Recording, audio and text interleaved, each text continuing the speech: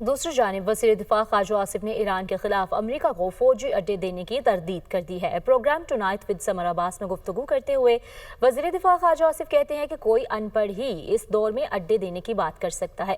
فرق نہیں پڑتا فیلڈ مارشل ملے ہیں یا وزیر اعظم، فائدہ پاکستان کا ہوا ہے۔ بانی پی ٹی آئی نے اپنے پارٹی رہنماؤں کو کہا ہے کہ وکٹ کے دونوں طرف کھیلو۔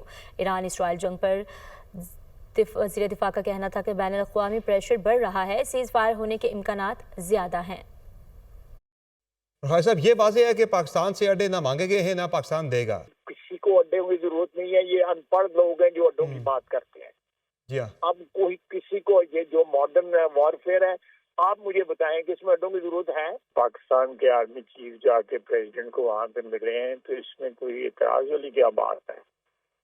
اور یہ جب جاتے تھے ملتے تھے تو آ کے یہ بریف کرتے تھے یہ پارلیمنٹ کو یا پریس کو یا کسی کو بتا کے آتے تھے کہ وہاں پہ یہ کیا بات کر کے آئے ہیں۔ لیکن کوئی اپنا ذاتی کانٹیکسٹ میں کوئی پریشان ہے تو اس کا تو کوئی علاج نہیں کیا جا سکتا۔ ایران جو ہے وہ ایٹمی ہتھیار نہیں بنا رہا۔ میں ایک میٹنگ میں تھا جس میں IAEA کے جو چیئرمین آئے ہوئے تھے تو انہوں نے بتایا تھا کہ ہم ایران سے ہو کے آئے، ہم ان کی انسپیکشن کر کے آئے۔ انٹرنیشنل پریشر جو ہے وہ کریٹ ہوگا ایک سیز فائر کے لیے۔ دیکھیں، اٹ ڈزنٹ میٹر کہ کون ملا ہے، اگر بڑی سنگولر ایک بات ہے